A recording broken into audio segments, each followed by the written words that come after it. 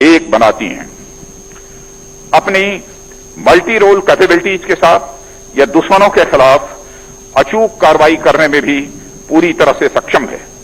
मुझे आशा ही नहीं, पूर्ण विश्वास है कि हमारी एयरफोर्स ने राफेल इंडक्शन के साथ जो कैपेबिलिटीज और टेक्नोलॉजिकल एज एक्वायर की है, वे इंडियन एयरफोर्स की कैपेबिलिटीज को रिवर्सलाइज करेंगी। साथियों, आज इनका इंडक्शन पूरी दुनिया, खासकर हमारी संप्रभुता की ओर उठी निगाहों के लिए एक बड़ा और कड़ा संदेश है। हमारी सीमाओं पर जिस तरह का माहौल हाल के दिनों में बना है, या मैं सीधा कहूं कि बनाया गया है, उनके लिहाज से यह इंडक्शन बहुत ही अहम है। यह अपनी सीमाई सुरक्षा और क्षेत्रीय अखंडता को बनाए रखने के लिए सरकार की कमिटमेंट का भी एक बड़ा उदाहरण प्रस्तुत करता है। हम ये अच्छी तरह समझते हैं कि बदलते समय के साथ हमें स्वयं को भी तैयार रहना होगा।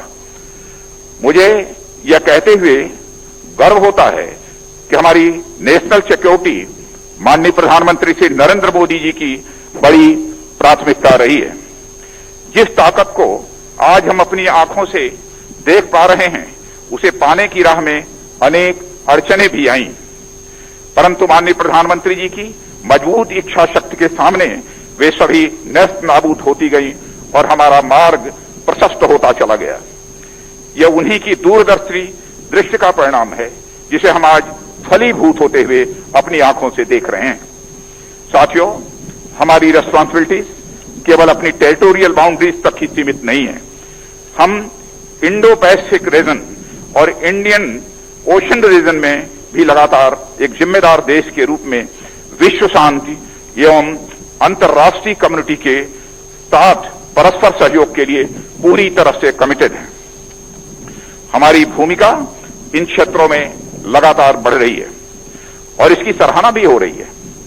मुझे यह बताते हुए बेहद खुशी हो रही है कि इस रीजन में सिक्योरिटी कंसर्न्स में इंडिया और फ्रांस का दृष्टिकोण एक है, जिसके तहत हम मैरीटाइम, ट्रैफिक सिक्योरिटी और पायरेसी जैसे कॉमन चैलेंजेस को डील करने में एक दूसरे को पूरी तरह से कोऑपरेट कर रहे हैं। साथियों, यूएन सिक्योरिटी काउंसिल के एक्सपेंशन और टेररिज्म के खिलाफ लड़ाई में भी इंडिया और फ्रांस के कॉमन व्यूज रहे हैं। शक्ति, वरुण और गरुण सीरीज की एक्सरसाइजेज नॉन स्टेट एक्टर्स के विरुद्ध हमारी आर्म्ड फोर्सेज के प्रयासों को भी दर्शाते हैं। पिछले साल यानी जुलाई 2019 में मॉन्टे मॉरिशन एयरवेज 118 से दोनों देशों की एयर फोर्सेज का अभ्यास हमारे बढ़ते हुए कोऑपरेशन का एक शानदार उदाहरण है। साथियों, डिफेंस कोऑपरेशन में कई अन्य क्षेत्रों में भी फ्रांस के साथ हमारी स्ट्रांग पार्टनरशिप भी है। मझगांव डॉक्स में टेक्नोलॉजी ट्रांसफर के तहत 6 स्कॉर्पियन सबमरीन्स की बिल्डिंग अंडर इंप्लीमेंटेशन है और इसमें से पहली सबमरीन आईएनएस कलवारी की 2017 में कमिश्नरिंग भी हो चुकी है। रेसिप्रोकल लॉजिस्टिक सपोर्ट के संबंध में एग्रीमेंट हमारी इंटर ऑपरेबिलिटी और ज्वाइंट फोर्स कोऑपरेशन को बढ़ाने के हमारे संकल्प को भी दर्शाता है। मैं इस अवसर पर अपने साथी देश फ्रांस को इंडियन डिफेंस सेक्टर में इन्वेस्ट करने के लिए भी इनवाइट करता हूं। हमारे प्रधानमंत्री श्री नरेंद्र मोदी जी द्वारा सेल्फ रिलायंट इनिशिएटिव के आह्वान पर सरकार ने इस दिशा में कई प्रोग्रेसिव एवं पॉजिटिव स्टेप्स भी उठाए हैं। इस राह में अनेक ऐसे पॉलिसी रिफॉर्म्स किए गए हैं जो डोमेस्टिक इंडस्ट्रीज के साथ साथ इंटरनेशनल एंटिटीज को भी इंडियन डिफेंस सेक्टर की ओर अट्रैक्ट करते हैं। स्ट्रेटेजिक पार्टनरशिप मॉडल के तहत डिफेंस रिक्वायरमेंट की मैन्युफैक्चरिंग ऑटोमेटिक रूट के द्वारा 74% तक foreign direct investment, Uttar Pradesh और तमिलनाडु स्टेट्स में 2 डिफेंस कॉरिडोर्स की स्थापना, ऑफसेट रिफॉर्म्स, इस दिशा में उठाए गए बड़े कदम हैं। मुझे विश्वास है कि फ्रेंच डिफेंस इंडस्ट्री इसका लाभ उठाएंगी और फ्रांस इंडिजनाइजेशन की हमारी इस यात्रा में हमारा साथी बना रहेगा। स्कॉर्पिन और राफेल के एक्सपीरियंस निश्चित ही हमारी डिफेंस पार्टनरशिप को और अधिक बढ़ावा देने के लिए आवश्यक गति प्रदान करेंगे। साथियों, डिफेंस इंडस्ट्रियल कोऑपरेशन हमारी स्ट्रेटेजिक पार्टनरशिप के मुख्य आधारों में से एक है। हमारी रिलेशनशिप ने कोऑपरेशन के एक नए आयाम हासिल किए हैं। मुझे उम्मीद है कि हमारे देशों के बीच साइन हुए मेमोरेंडम ऑफ अंडरस्टैंडिंग दोनों देश की इकोनॉमीज को परस्पर लाभ पहुंचाने के लिए भारत में एरोस्पेस एवं एमएसएमईज का एक कंप्लीट इकोसिस्टम बनाएगा।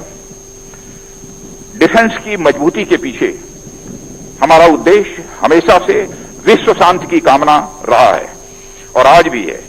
इस राह में हमारा देश कोई भी ऐसा कदम न उठाने के लिए कमिटेड है जिससे कहीं भी शांति भंग हो। यही अपेक्षा हम अपने पड़ोसी और दुनिया के बाकी देशों से भी करते हैं। और मैं यह बताना चाहूंगा कि अभी हाल की अपनी फॉरेन विजिट्स में मैंने भारत के पॉइंट ऑफ व्यू को समुचित विश्व के सामने रखा है, जिसे बड़े पॉजिटिव तरीके से देखा जा रहा है। साथ ही मैंने भारत की सॉवरेनिटी और टेरिटोरियल इंटीग्रिटी को किसी भी हालत में समझौता नहीं करने के संकल्प से भी सबको अवगत कराया और इसके लिए हम हर संभव तैयारी करने के लिए पूरी तरह से दृढ़ संकल्पित हैं। और मुझे गर्व है कि हमारी सेना की इरादे लोहे के जैसे मजबूत हैं। साथियों, मैं आज यहां भारतीय वायुसेना के साथियों को बधाई देना चाहूंगा कि सीमा पर हाल में हुई दुर्भाग्यपूर्ण घटना के दौरान यलेशी के पास भारतीय वायुसेना ने जिस तेजी और सूझबूझ से कार्रवाई की वह आपके कमिटमेंट को दर्शाता है। आपने फॉरवर्ड बेसिस पर जिस तेजी से अपने एसेट तैनात किए वह एक भरोसा पैदा करता है कि हमारी वायुसेना अपने ऑपरेशनल दायित्वों को पूरा करने के लिए पूरी तरह से हर समय तैयार है। भारतीय वायुसेना ने ऑनगोइंग ऑपरेशंस में जो तेजी और पैनापन दिखाया है उसने निश्चित ही सभी पोटेंशियल एडवर्सरीज को हमारे देश के इरादे के बारे में एक स्पष्ट संदेश दे दिया है। एक स्ट्रांग मिलिट्री पोस्चर के साथ एक्सट्रीमली कैपेबल प्लेटफॉर्म की तेजी से तैनाती एडवर्सरीज को किसी भी कार्रवाई करने से रोकेगी। साथियों, भारतीय वायुसेना डेटरेंस बनाए रखने में एक महत्वपूर्ण भूमिका निभाती है और आपकी कार्रवाई किसी भी भावी युद्ध में निर्णायक होगी। जहां एक ओर हमारी भौगोलिक सीमाओं पर कायम परिस्थिति ने हमारा ध्यान खींचा है, हमें स्पॉन्सर्ड टेररिज्म के खतरे को भी नजरअंदाज नहीं करना चाहिए। इसके अलावा economic, biological and chemical warfare की पृष्ठभूमि में उभरती हुई टेक्नोलॉजी जैसे कि artificial intelligence, cyber, embedded cognitive systems and nano technology के कारण वॉरफेयर के नए क्षेत्र से भी शत्रुतापूर्ण गतिविधियां उत्पन्न हो सकती हैं, जिसके लिए इंडियन एयरफोर्स को हर प्रकार की चुनौतियों की सामना करने के लिए अपनी कैपेबिलिटीज में निरंतर सुधार करना ही होगा। चैलेंजिंग सर्कमस्टांसेस में भी कुछ ह्यूमैनिटेरियन असिस्टेंस और डिजास्टर रिलीफ कार्यों में आपकी भूमिका के लिए भी देश आपका आभारी है और आपकी भरपूर सराहना करता है। कोविड-19 महामारी के दौरान देश की कार्रवाई में भारतीय वायुसेना का योगदान भी अत्यंत प्रशंसनीय रहा है। आपके ट्रांसपोर्ट, एयरक्राफ्ट और हेलीकॉप्टर के पायलटों और क्रू ने मिशन लाइफलाइन उड़ान और ऑपरेशन संजीवनी में अपनी अहम भूमिका अदा की है। उन्होंने नोडल सप्लाई बेस और समूचे भारत तथा विदेश के बीच एयर ब्रिजेस का भी काम किया है। साथियों, आप हमारे नॉर्दर्न बॉर्डर पर सिक्योरिटी चैलेंजेस से भली भांति अवगत हैं।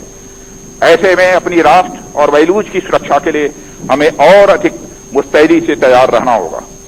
हमारी चौकसी ही हमारी सुरक्षा का सबसे पहला उपाय है। हमारा देश और समाज आप लोगों की वजह से सुरक्षित और आत्मसम्मान की जिंदगी जी रहा है। हमें उसे किसी भी कीमत पर बरकरार रखना ही है। अंत में मैं ऐतिहासिक 17 स्क्वाड्रन को विशेष बधाई देना चाहूंगा। भारतीय पराक्रम के इतिहास में आपका नाम चमकीले अक्षरों में दर्ज है। राफेल का इंडक्शन गोल्डन एरोज को एक नई चमक देगा। आप सभी राफेल यानी तूफान की तरह गतिशील रहकर देश की अखंडता और अखंडता के साथ साथ संप्रभुता की भी रक्षा करते रहेंगे। इन्हीं शब्दों के साथ मैं आप सबको अपनी तरफ से पुनः हार्दिक शुभकामनाएं देता हूं और फ्रांस की डिफेंस मिनिस्टर मैडम मिनिस्टर का पुनः मैं अपनी तरफ से और भारतवासियों की तरफ से हार्दिक स्वागत करता हूं। धन्यवाद।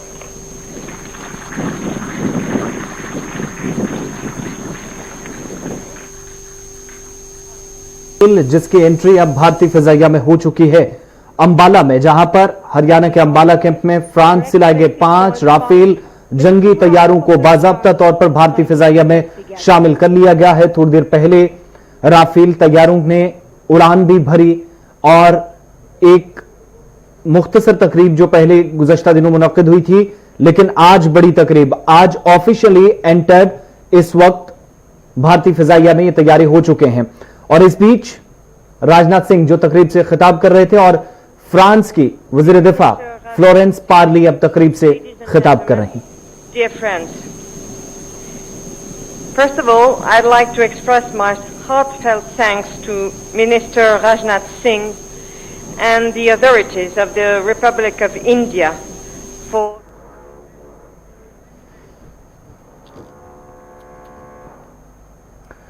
तो हरियाणा के अंबाला कैंप में फ्रांस से लाए गए 5 राफेल तैयारों को आज बाकायदा तौर पर भारतीय फिजाइया में शामिल कर लिया गया और वज़ीर दिफा राजनाथ सिंह, उनके फ्रांसीसी हम मनसब Florence Parly, chief of defence staff general Bipin Rawat के साथ साथ air chief marshal RKS Bhadauria और सेक्रेटरी दिफा अजय कुमार समेत मुअज़्ज़िज़ शहरी या मुअज़्ज़िज़ीन जो इस तकरीब में शिरकत कर रहे हैं। और 5 राफेल तैयारी जो जुलाई के आखिरी हफ्ते में हिंदुस्तान लाए गए थे, आज फिजाइया के बेड़े में शामिल कर देंगे। इस खबर पर और भी नजर रहेगी, लेकिन छोटा सा